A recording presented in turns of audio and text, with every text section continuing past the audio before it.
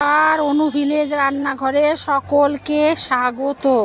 এঁচোড়টাকে বড় বড় করে আমি কেটে রেখেছি আর এখানে জল গরম বসিয়ে দিয়েছি। এঁচোড়টাকে এই গরম জলে দিয়ে দেব। একটা কষ আছে এবং তার জন্য একটু হলুদ দিলাম যাতে কালো না হয়ে যায়। একটু লবণ দিলাম। এঁচোড়ে আঠা আছে যার জন্য কড়ার গায়ে লেগে যায়, তার জন্য যাতে না লাগে যেন অল্প একটু সর্ষের তেল দিলাম। দেখুন কত সুন্দর এটা সিদ্ধ হয়েছে। দেখুন এইভাবে আপনারা সিদ্ধ করে নেবেন। এরকম শক্ত একটু নরম থাকবে, এরকম একটু শক্ত একটু নরম থাকবে, এরকমভাবে আপনারা সিদ্ধ করে নেবেন।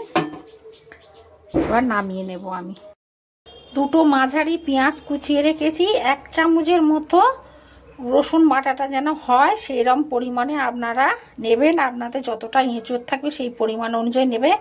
আমার পরিমাণ অনুযায়ী আমি 1 চামচের মতো নিয়েছি রসুনটা ছাড়িয়ে, আর আদাটা ছাড়িয়ে রেখেছি। এগুলো সব মিক্সিতে আমি বেটে নেব।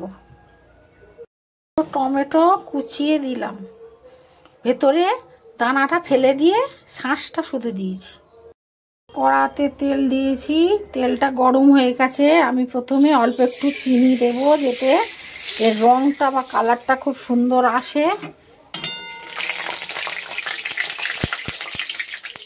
পাতাকে টুকরো করে রেখেছি, দিয়ে দিলাম আস্ত জিরে, দিলাম গরম মশলা, আস্ত গরম মশলা, দারচিনি, 2টো এলাচ, 2টো লবঙ্গ আর জয়িত্রী একটু দিলাম।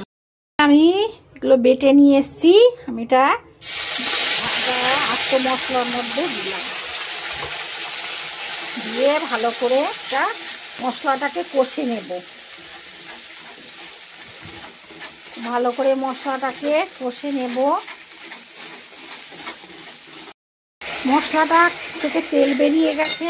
আমি এবার এই গুঁড়ো মশলাগুলো দিয়ে দেবো। নুন, কাশ্মীরি লঙ্কা গুঁড়ো, হলুদ, জিরের গুঁড়ো, ধনের গুঁড়ো আর শুকনো লঙ্কা গুঁড়ো দিয়ে দিলাম। দিয়ে এবার ভালো করে কষে নেব।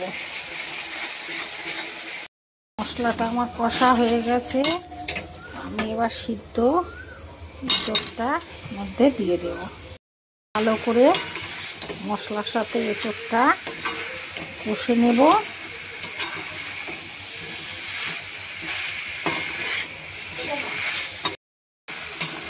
ভালো করে মশলার সাথে, যাতে সিদ্ধ এঁচোড় বেশি কষতে লাগবে না, মশলাটাও কষা আছে।